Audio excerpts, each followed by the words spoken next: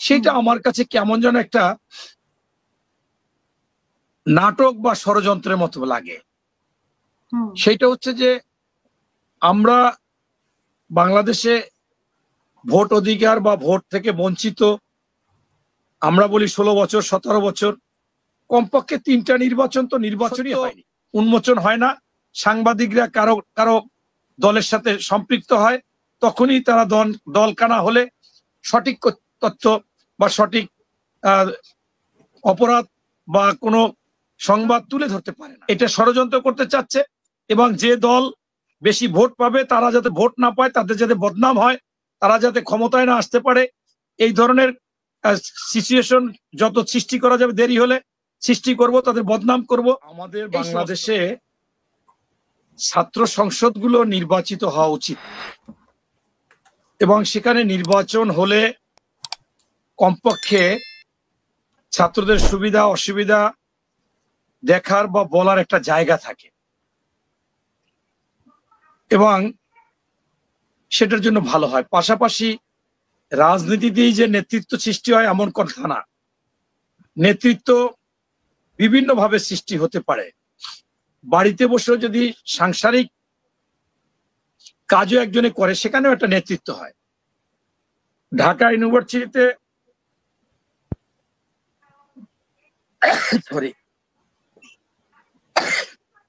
ঢাকা ইউনিভার্সিটিতে এরকম যদি ছাত্র সংসদ গুলো হয়, সেখানেও এই নেতৃত্ব সৃষ্টি হবে। তারা যে চাকরি বাদাও যদি করে, সচিব হবে, ম্যাজিস্ট্রেট হবে, ডিসি হবে, এসপি হবে, সর্বক্ষেত্রেই এর একটা প্রভাব থাকে। কিন্তু আমরা দেখেছি যে বাংলাদেশে এই ছাত্র সংসদগুলো কেন যেন কুক্ষিগত করে রাখা হয়। এটা ওটাই আমার দৃষ্টিকোণ থেকে ঠিক না।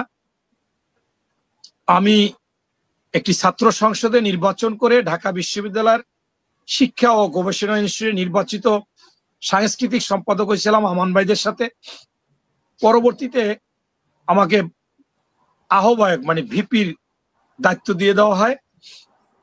এটা কারণ ওখানে এক্সট্রা কারিকুলাম অ্যাক্টিভিটিস করতে হয়, অন্য অন্য জায়গায় সবকিছু বন্ধ হয়ে যায়। আসলে এটা খুবই গুরুত্বপূর্ণ, কিন্তু এখন যে বিষয়টা, সেটা আমার কাছে কেমন যেন একটা নাটক বা ষড়যন্ত্রের মতো লাগে। সেটা হচ্ছে যে আমরা বাংলাদেশে ভোট অধিকার বা ভোট থেকে বঞ্চিত, আমরা বলি 16 বছর 17 বছর, কমপক্ষে 3টা নির্বাচন তো নির্বাচনই হয়নি, তা তো অনেক বছর। সেইখানে জনগণের কাছে নির্বাচনটা খুব একটা বেশি ফ্যাক্টর ছিল, সে জাতীয় নির্বাচন। কিন্তু সেখানে আমরা একবার দেখেছি সংস্কার, একবার দেখেছি স্থানীয় সরকার নির্বাচন না জাতীয়, আবার দেখেছি আওয়ামী ফ্যাসিস্টদের বিচার। এর আগে দেখেছিলাম ছাত্র বৈষম্যরা প্রেস ক্লাবে গিয়েছিল, হল ভাড়া করে মিটিং করবে, আমরা প্রতিবাদ করলাম যে সকল কাউন্সিলরদেরকে বহাল রাখতে হবে। এই কাউন্সিলররা কারা? এরা সব আওয়ামী প্রেতাত্মা এবং একজন মাসেলম্যান শক্তিশালী লোক। এরকম কেন যেন বিলম্ব করতে করতে এখন পিআর আসছে, এই পিআরেও বিলম্ব করতেছে। সেইখানের মধ্যে এই ছাত্র সংসদ নির্বাচন, অবশ্যই নির্বাচন হওয়া দরকার, কিন্তু এখনই যে হতে হবে এটা কেমন যেন একটু সন্দেহের কাছে মনে হয়। তারপরেও যদি কেউ কেউ মনে করে যে দলীয় সরকারের অধীনে ছাত্র সংসদ নির্বাচন হবে না বা হচ্ছে না বা অনেক প্রভাব পড়তে পারে, সেই ক্ষেত্রে যদি নির্বাচন দেয় সেখানে আপত্তি থাকার কথা না। কিন্তু একটার পরে একটা ইস্যু তৈরি হয়। আমরা সেদিন দেখলাম যে গভীর রাতে, আমার কাছে মনে হলো 200-300 হবে, পেপার পত্রিকায় 200-300 লিখেছে।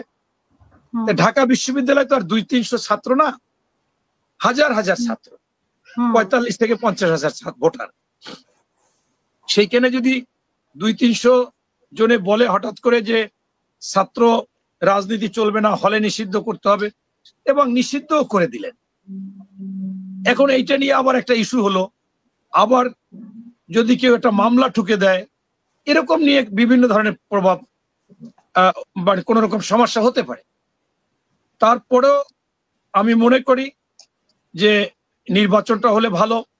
এখনই নির্বাচন যেহেতু সেপ্টেম্বরে, বেশি দিনও নেই, মাসখানেক সময় আছে, এমতো অবস্থায় এই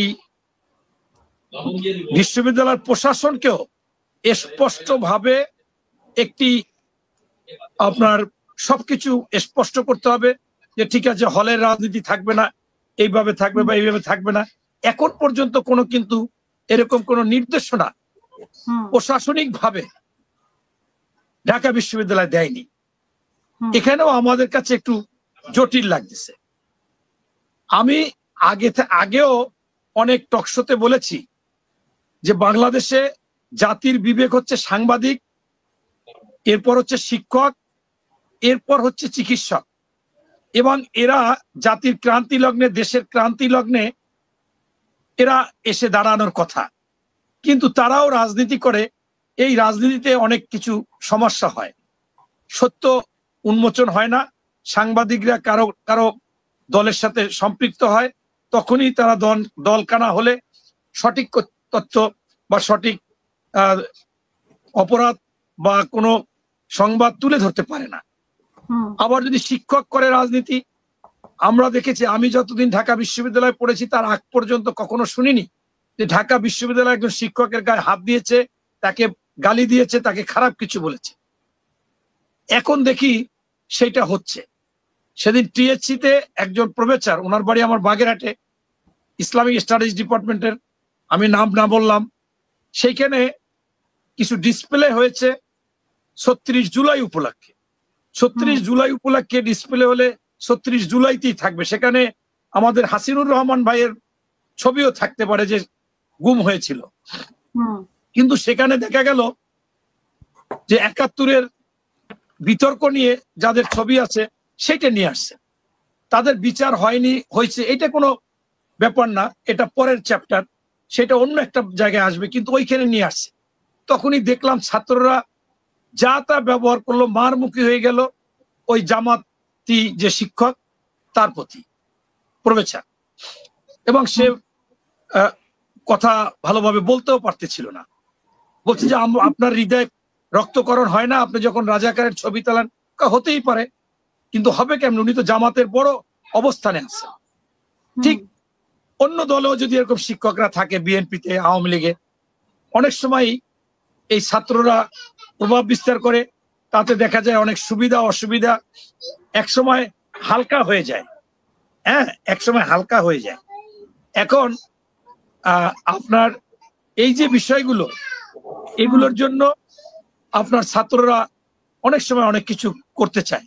তাই আমি মনে করি আওয়ামী লীগ, বিএনপি, জাতীয় পার্টি, জামাত, মনে করছেন যে ঢাকা বিশ্ববিদ্যালয় কেন্দ্রে যেটা হচ্ছে, ঢাকা বিশ্ববিদ্যালয়কে কেন্দ্র করে এখানে একটা গভীর চক্রান্ত আছে না, আমার কাছে মনে হচ্ছে, কারণ একটার পর একটা দেখে আসছি বিদায় বলতেছি। এখন কারণ মানে কি উদ্দেশ্য হতে পারে? নির্বাচন বানচাল করা, না ডাকসু নির্বাচন বানচাল করা, নাকি? আমার কাছে মনে হচ্ছে যে এক একটা সময় এক একটা ইস্যু এত, আজকে দেখলাম জামাতের যিনি আছেন ওনারা বলতেছেন যে পিআর ছাড়া কোনো নির্বাচন হবে না, আন্দোলনে নামবে। এখন এই যে বিষয়টা, একটা ইস্যুতে কখনো স্থির নাই, এই জন্য সন্দেহ হয় যে তারা আসলে জাতীয় নির্বাচন চাচ্ছে না, এটা ষড়যন্ত্র করতে চাচ্ছে, এবং যে দল বেশি ভোট পাবে তারা যাতে ভোট না পায়, তাদের যাতে বদনাম হয়, তারা যাতে ক্ষমতায় না আসতে পারে, এই ধরনের সিচুয়েশন যত সৃষ্টি করা যাবে, দেরি হলে সৃষ্টি করব, তাদের বদনাম করব, এই সমস্ত। আমি যদি আরো স্পষ্টভাবে বলি যে বাংলাদেশে যদি নির্বাচিত সরকার আসে, তাইলে আমার বিশ্বাস যে আইন শৃঙ্খলা বাহিনীর অবনতি, আপনার মব সৃষ্টি, সন্ত্রাস, চাঁদাবাজ, দখল, সিন্ডিকেট, এইটা রুখে দাঁড়াবার জন্য নির্বাচিত সরকারের কোনো বিকল্প নাই। এখন যারা বিএনপির বদনাম দিচ্ছে বা আর অনেকের বদনাম দিচ্ছে, একটা সরকার যখন ক্ষমতায় আসবে তখন তাকে বলা যাবে যে আপনি কেন বিচার করতেছেন না। তারেক রহমান সাহেবের তো বিচার করার ক্ষমতা নাই, গ্রেপ্তার করার ক্ষমতা নাই, বহিষ্কার করার ক্ষমতা আছে, সে ৫,০০০ অধিক বহিষ্কার করছে। কিন্তু এই জন্য নির্বাচিত সরকার আসলে তখন তার জবাবদিহিতা থাকে, তার বিরুদ্ধে আন্দোলন করা যায়। এখন আমরা দেখি বিএনপির বিরুদ্ধে এক হিসেবে আন্দোলন করে। বুঝলাম না যে আসলে কি আপনার সরকারের সাথে যখন যে কথাটা বিএনপির কমিটিতে কেন ছাত্রলীগের যুবলীগের কর্মীরা? আপনারা জানেন যারা এই কথাটা বেশি বেশি বলতেছে তাদের কিন্তু দলই ছিল না। 15 সালের পরে হেরিকেন ধরিয়ে খুঁজে পাওয়া যায় না। আমার বাড়ি বাগেরহাট, মোড়লগঞ্জ, শরণখোলা, আমার এলাকার অনেক শিবিরের ছেলে, জামাতের লোক, তারা বিএনপি, ছাত্রদল, এই গণ অধিকার পরিষদে, এরপর মাহমুদুর রহমান মান্না সাহেবের এইটা কল্যাণ পার্টিতে, ছাত্রলীগে, যে যেখানে ম্যানেজ করতে পারছে ঢুকে গেছে। এখন আপনি তো দেখতেছেন যখনই তারাও নেয় বলে এ তো ছাত্রলীগের হাতুড়ি নিয়েছিল, বলে যে এটা আমাদের লোক ছিল কৌশলগতভাবে। এখন আমাদের যদি ছাত্র দলে ছাত্রলীগ নেয় অবশ্যই এটা নেওয়া হবে না, কিন্তু সেটাও তো যাচাই বাছাই করা হবে।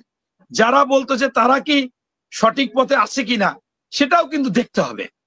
এখন সবশেষ কথা হচ্ছে যে ছাত্রলীগের লোকজন নিলে সেটা অবশ্যই কর্তন করা যাবে, বা এমন যদি হয় যে যে ছাত্রলীগের হয়তোবা মিছিলে ছিল সে কখনো ছাত্রলীগের কোনো পদে ছিল না, সেইটা তবে আমরা দেখছি যে অধিকাংশই পদে ছিল না। দুই একজনে বলছে এটা অমুক পদে ছিল, তাও প্রমাণিত না। এখন এটা যদি হয় আমি অবশ্যই বলবো যে এই ছাত্রলীগকে কোনোভাবে নেওয়া যাবে না। ছাত্রদল তোমরা যদি নিয়ে থাকো বাবারা, অবশ্যই তাদেরকে সেখান থেকে বাদ দিতে হবে। এখন তো নিষিদ্ধ করেই দিচ্ছে হল রাজনীতি ভিসি সাহেব। এখন সেইটা যদি হয় তাহলে তো আর বাদ দেওয়ারও কিছু থাকে না, এমনি এমনি বাতিল হয়ে যায়। ধন্যবাদ।